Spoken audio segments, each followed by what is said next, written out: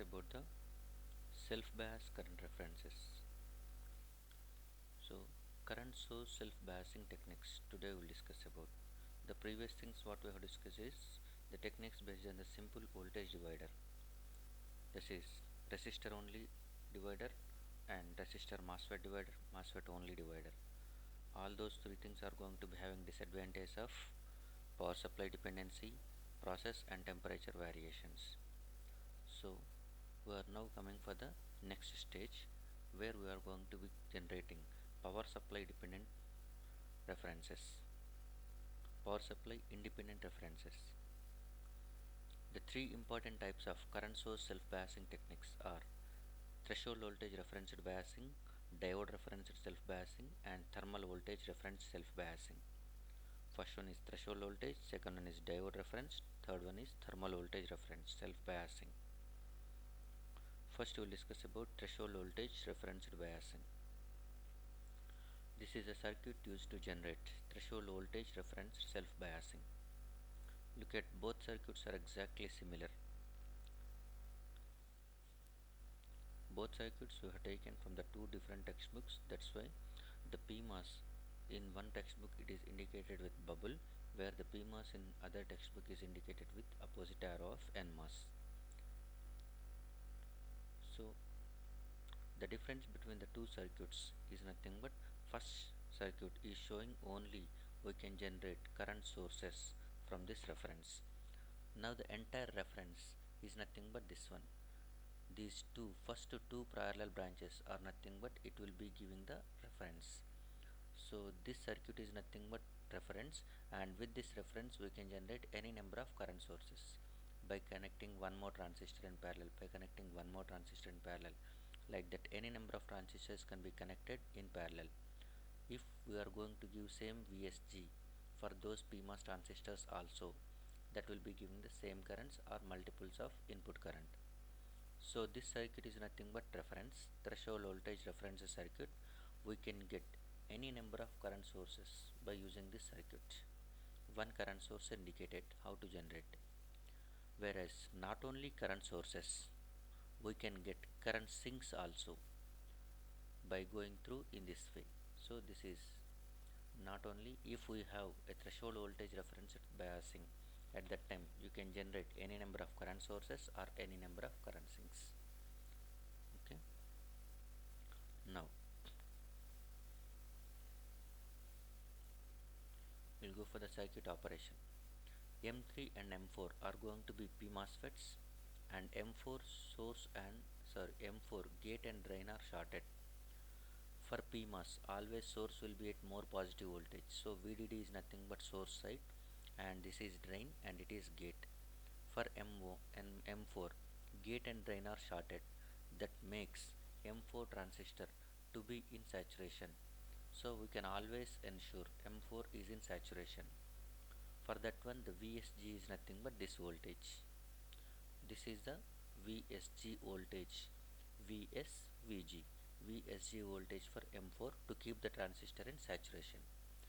Since M3 and M4 are identical transistors and you are providing same VSG for this M3 also, so like M4, M3 will also be in saturation.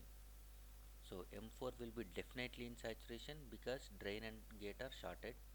That makes forcibly to M3 to be in saturation. So M3 and M4 are in saturation and they are identical transistors and they are given with same source to gate voltages. So they will produce equal currents. Those equal currents are flowing through two parallel branches. One is M1, the other is M2 with R. So in these two branches, that is in these two transistors M1 and M2, current is going to be same. Same current produces in M1 and M2 because of current source formed by PMOS transistors. So MOSFETs M3 and M4 force the same current to flow through M1 and M2. If we neglect the output resistance of MOSFETs and body effect, then simply you can write VGS1, VGS1. This is M1 transistor, this is gate and it is source. VGS1 is nothing but voltage drop across this resistor. In this resistor, what is the current flowing is nothing but I. So IR is nothing but VGS1. That is what here we are writing. IR is equal to VGS1, which is nothing but VTH plus root of 2I by beta. VGS1 you can write it as VTH plus delta V. Delta V is nothing but overdrive voltage or effective gate voltage. That can be calculated using root of 2I by beta. If we assume beta 1 is very large, by that time IR is approximately equal to VTH only. By that time I is nothing but VTH by R we can write. So now the reference current I is only depending on VTH. It is not depending on VDD. Even though the VDD is previously 2 volts or 3 volts or 10 volts. Simply the reference current is only depending on threshold voltage, which is going to be fixed. So now this reference current we can say that it is independent of power supply. So I is equal to VTH by R, and since the reference current is depending on threshold voltage, this circuit is called as threshold voltage self-biasing circuit. Why it is called as self-biasing?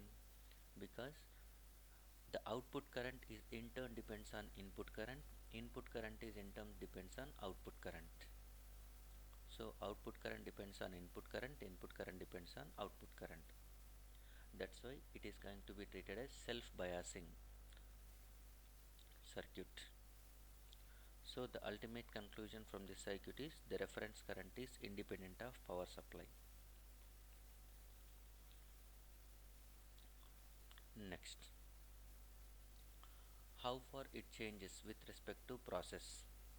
If process changes at that time, the accuracy of reference current is limited by the threshold voltage accuracy as well as resistance accuracy. Resistor is generally implemented with N plus diffusion. So N plus diffusion resistivity varies 20% from technology to technology, as well as threshold voltage varies at most by 20%, so that it is depending on the process.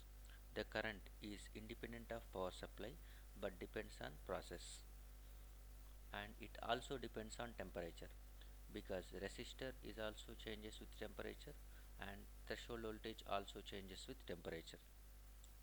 If you are going with statistically, threshold voltage temperature coefficient is approximately minus 3000 parts per million per degree centigrade. That is, the threshold voltage reduces as temperature increases, and the temperature coefficient of N plus diffusion resistor is 2000 parts per million per degree centigrade. So resistance value is increases as temperature increases, whereas temperature coefficient is of threshold voltage reduces as temperature increases. So I is equal to VTH by R. Effectively, the reference current threshold voltage effectively the reference current temperature coefficient is nothing but a large negative temperature coefficient will be the result. Since VTH is going to be negative and R is positive, whenever we calculate temperature coefficient, it will be comes into this will be it will be the temperature coefficient of VTH minus temperature coefficient of resistor, that come in that way, so that the effective temperature coefficient of reference current is a large negative value, that is around minus 5000 parts per million per degree centigrade. So this threshold voltage biasing circuit is supply independent but process and temperature dependent. And one more thing, this circuit requires a startup circuit for proper operation. For flawless operation, this circuit requires a startup circuit. Why it requires a startup circuit? What is the need of this? Need for startup circuit. This is a simple circuit diagram for threshold voltage self-biasing, and here M3 and M4 are going to be PMOS transistors. They are forcing the same current to flow through M1 and M2. But if you are going to be checking M1, current flowing through M1 can be written I is nothing but beta by 2 into VGS minus VT whole square. Since M1 is in saturation, we can write the saturation drain current equation. So I is proportional to VGS minus VT whole square.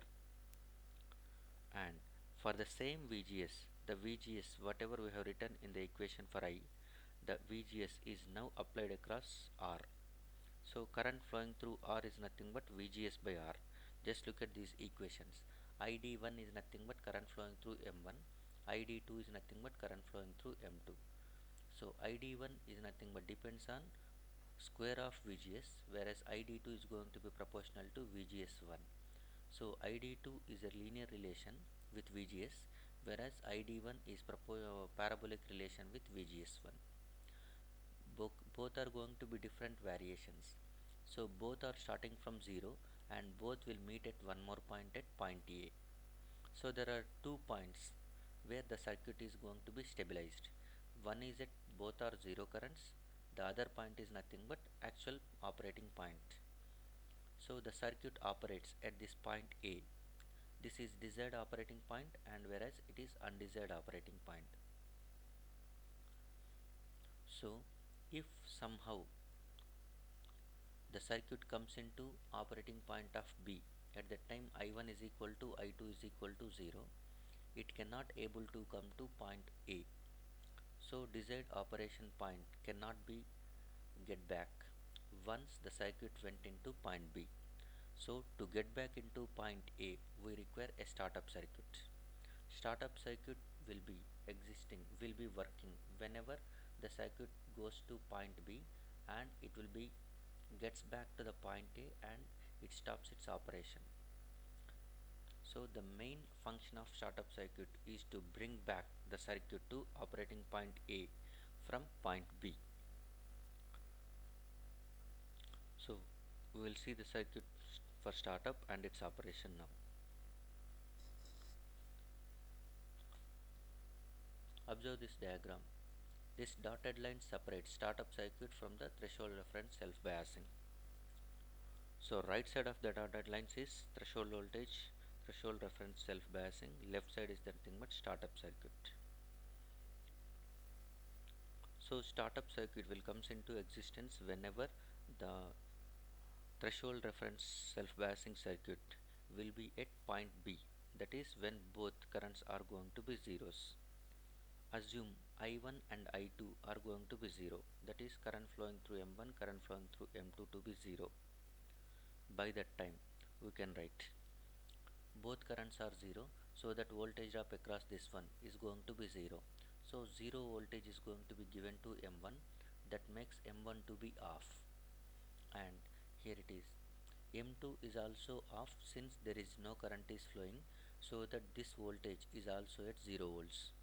So VGS1 is equal to 0 and VDS1, that is this voltage VDS1 as well as VGS2 is going to be 0. Voltage across this one is 0, voltage across this one is 0, because no currents are flowing. No currents are flowing is nothing but no gate to source voltage is given. Simply assume like that.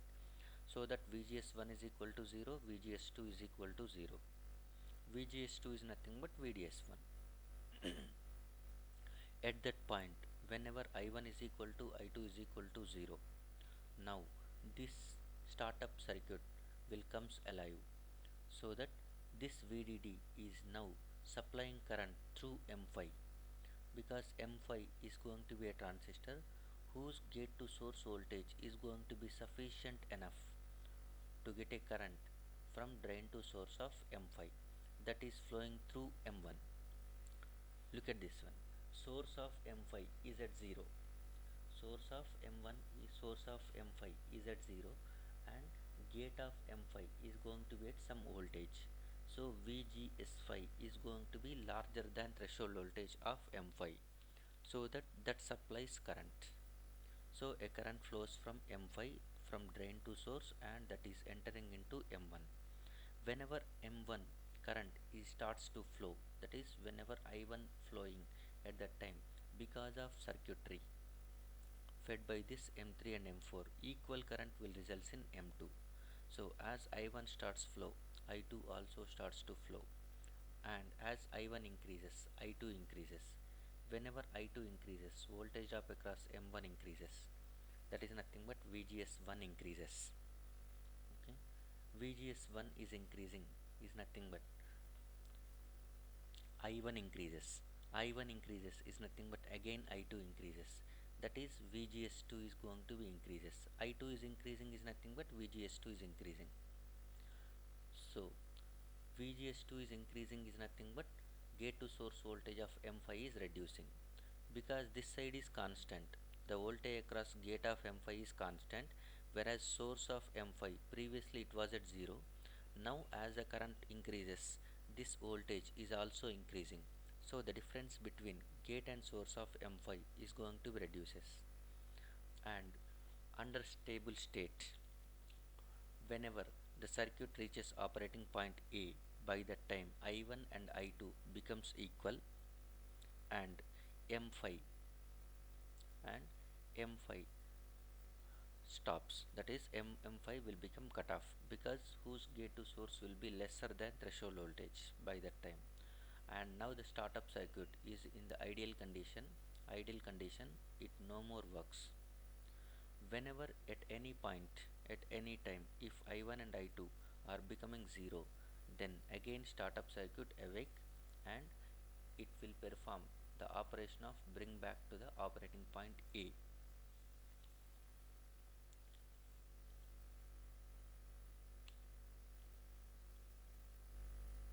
So this is the operation of startup circuit. The main function of startup circuit is nothing but whenever it is at point operating point B, then the circuit goes back to operating point A and it performs its normal operation. So till now we discussed about the threshold reference self biasing, which is having advantage of power supply independent, but it is dependent on process as well as temperature coefficient, and it has a large negative temperature coefficient of around minus 5000 parts per million per degree centigrade. So to overcome that one, we are going for the diode reference self biasing. So second circuit is diode reference self biasing. These two circuits are going to be exactly similar, whereas in the first circuit, that is on the left, we have used so many cascading circuits. Okay, stages of cascading are increased in the left hand side, whereas only one cascade stage is used in the second side. So number of cascading stages are going to be increased to get more output impedance, so that you are achieving the ideality. Ideally output impedance must be infinite, but to increase output impedance practically, cascading is going to be possible. So two stages of cascading is on the left side, only one stage of cascading on the right side, but both are exactly similar. Both can perform current sources and both can generate current sinks once a reference is designed. Even though only one current source is going to be shown, it can also be used to generate current sinks also. So this is treated as VBE reference self-biasing in CMOS. The circuit is also called VBE reference self-biasing, diode reference self-biasing, or VBE reference self-biasing. Here also you see output current is depends on input current depends on output current, so that it is treated as self-biasing.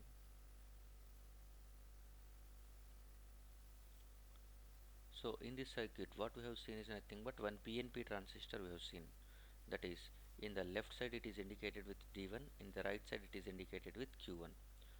Both, if you assume the emitter is going, arrow implies emitter terminal, and other two terminals are shorted, that is collector and base are going to be shorted. Whenever collector and base are shorted, at that time the transistor act as diode. So that transistor is nothing but diode connected transistor. That's why it is considered as diode reference self biasing. diode reference self-biasing. If you assume the difference, find out the differences between threshold reference and diode reference so that you can easily draw the circuit. The upper part is exactly same, that is the number of cascading stages can be anything, but we will go with only one cascading stage like this. M4 M5 as one cascading stage, M2 M3 as second cascading stage. This transistor is not there in the previous circuit, and this one is M2. It is not diode connected, it is M2's drain is going to be connected to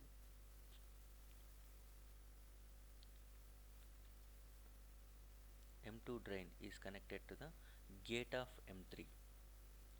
So this is the previous circuit. Across resistor, this is the only difference is nothing but drain of M1 is connected to gate of M2, whereas gate of M2 is given the voltage across R1. So this will be given to voltage across R1, whereas it is given to the gate. This connection is as it is. This connection is as it is, but the gate voltage for this transistor is given from this resistor. Okay. Now we will see how do we implement transistors in CMOS technology. Generally transistors, if you want to implement, at that time BJT fabrication techniques should be used. Whenever we use BJT fabrication techniques along with CMOS, at that time that technology is called as BiCMOS technology. It is not simple CMOS. In simple CMOS there is no transistor is fabricated. So here, but we are using a transistor in CMOS. So this transistor is not the actual transistor which was implemented using BJT fabrication techniques. So this transistor is nothing but simply a parasitic transistor. How do we generate a parasitic transistor in CMOS? Okay, that we will see now. In CMOS, parasitic transistors are generated or uh, are obtained by using well transistors. In CMOS circuits, parasitic transistors are obtained using well transistors. Well transistors is nothing but N-well technology as well as P-well technology which was used in the CMOS. So in both sides, in both cases, well act as base whereas substrate act as collector. For parasitic transistors, well act as bases, substrate act as collectors. So look at the N-well process. N-well process is nothing but the circuit diagram on the left side. The circuit diagram on the left side is N-well process. So in N-well we normally fabricate PMOS transistors. So P plus source, P plus drain, normally it will be, this is N-well, this P plus, this act as emitter and this well act as base, and P minus is act as substrate collector. So collector, base and emitter. So this is a vertical transistor is formed from N-well. This is N plus region. This is to reduce the effective resistance of base. In an N-well process, the vertical bipolar transistors are PNP type with their collectors connected to ground, collector connected to ground, and if it has to be acting as a diode at that time, this base is also connected to ground. Base should also be connected to ground. Next, in P-well process, in P-well we normally fabricate NMOS transistors. So N plus, P-well and N substrate. These three are going to be forming NPN transistor. P will act as base, N minus act as collector. For this one, collector is always at VDD, and if it has to be act as diode at that time, the base has to be also kept at VDD. So in N-well process, PNP transistors are formed by making base and collector are shorted to ground, and in P-well a diode connected transistor can be fabricated by making diode by making base and collector shorted and they are connected to VDD. So simply a conclusion is like this. In an N-well process, the vertical bipolar transistors are PNP type with their collectors connected to ground. In a P-well process, the vertical bipolar transistors are NPN transistors with their collectors connected to positive power supply.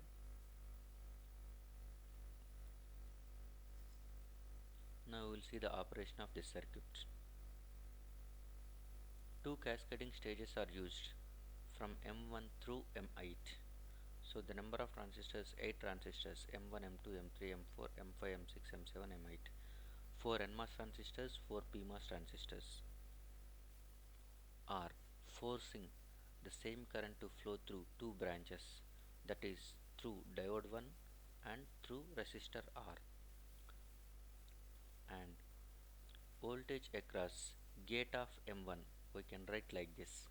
Gate of M1 is nothing but VGS1 plus VBE1, that is equal to VGS2 plus IR you can write. If you assume matched transistors, that is with equal gate to source voltages, by that time we can simply write it as VBE is equal to I times of R.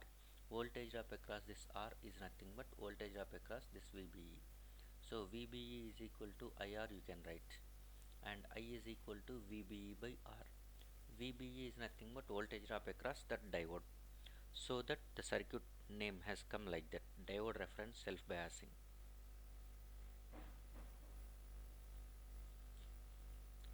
Advantage of this circuit is nothing but, compared to threshold reference self biasing circuit, this has better matching. How can we say that one it has better matching? Threshold voltage, that is there the reference current based on the difference current depends on threshold voltage. Threshold voltage of MOS transistor is depends on polysilicon material and oxide thickness and the channel dimensions. Any variations in these things are going to be giving the different threshold voltages, the variation in threshold voltage. So threshold voltage is very sensitive to thickness of silicon dioxide layer, that is thin oxide thickness, and the doping concentration in the channel as well as dimensions of the channel. All these things are going to be affecting the channel threshold voltage. So any variation in these parameters will result in variation in threshold voltage, which gives the variation in reference current. So reference current varies, whereas in this one VBE, how we have generated VBE? VBE is generated with the help of N well and P substrate, N well and P plus, or N well and P well and N plus. So here we are using well and substrate. Okay, so that well and substrate are going to be, there are no restrictions, such serious restrictions are imposed, so that it has better matching. Even though there are changes, the change in VB is very small. So this circuit has better matching from wafer to wafer or on same die of the VBE over threshold voltage. But this circuit also depends on temperature, because temperature coefficient of the diode is minus 2 millivolts per degree centigrade. Diode voltage reduces as temperature increases, so approximately it is minus 3300 parts per million per degree centigrade for a diode with 0.6 volts forward bias. For a diode with 0.6 volts forward bias, and the positive temperature coefficient of N plus resistor is 2000 ppm per degree centigrade. Again, if you are going with, it is going to be having a large negative temperature coefficient of around 5300, previously around 5000, now it will be minus 5300.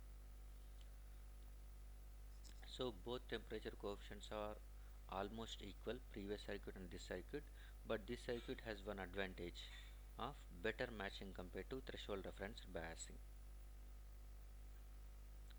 Now we will discuss about the third one, thermal voltage reference self biasing. Thermal voltage reference self biasing. if you observe the previous circuit and this circuit, the difference is nothing but along with resistor there is a transistor D2 is present, which is acting as a diode. So extra transistor along with resistor is connected over here, that makes the circuit to be different, and the name has threshold voltage reference self biasing.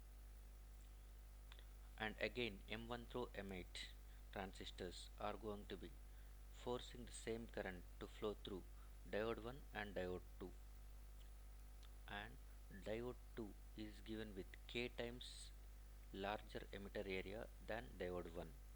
That's why D1 comma 1 it is indicated D2 comma K. So D2 has emitter area as K times than the emitter area of D1. We know the diode current equations. ID is equal to I naught into e power VBE by eta VT. So we are writing with respect to that equation, we can write I1 and I2, that is ID1 and ID2 equations. Modify that one to get VD1 and VD2. Assume M1 and M2 are going to be perfectly matched, so that VGS1 is equal to VGS2. By that time we can write VD1 is equal to voltage drop across R with VD2. So simply VBE1 is equal to IR plus VBE2 you can write. Substitute VD1 and VD2 equations and get the value of R. R is equal to eta Vt natural logarithm of K by I. Otherwise I is equal to eta Vt natural logarithm of K by R. So now reference current is proportional to Vt. N is going to be constant, that is eta is constant, natural logarithm of K also constant. So I, reference current I is proportional to Vt by R. Vt by R is nothing but, now reference current is based on, depends on thermal voltage. That's why the name has come, thermal voltage reference self biasing. Thermal voltage is indicated with Vt. Vt is nothing but Kt by Q. K is nothing but Boltzmann constant, T is temperature in degree Kelvin, and Q is nothing but charge of electron.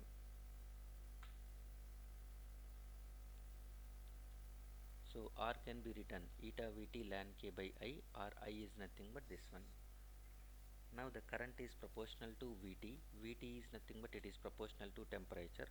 So current is directly proportional to absolute temperature.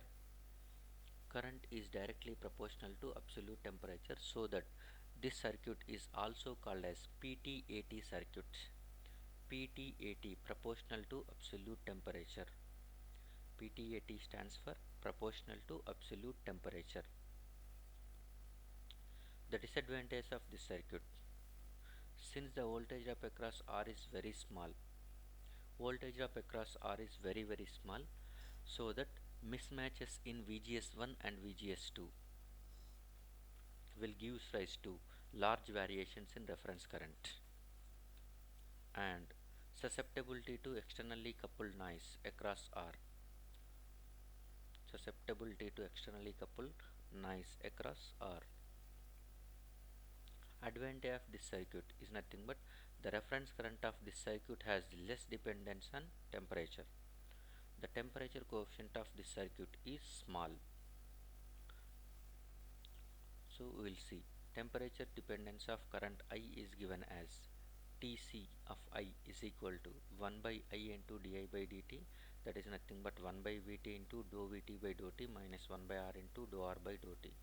So simply Tc of Vt minus Tc of R, the equation is temperature coefficient of resistor is, we know it is 2000 parts per million per degree centigrade.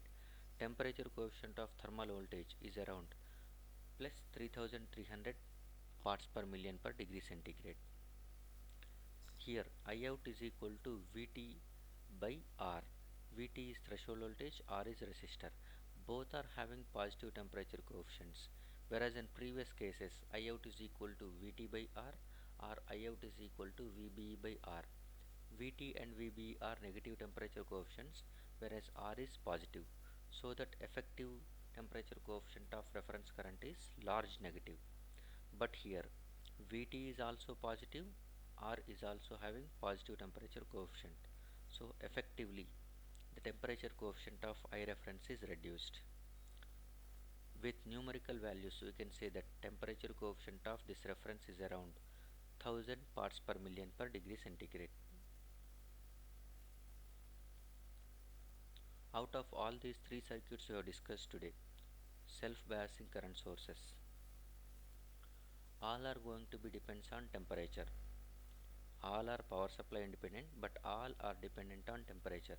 Even though the last one dependence is less, but still it has to make it as 0. 0 temperature coefficient is ideal, so that we should minimize that one.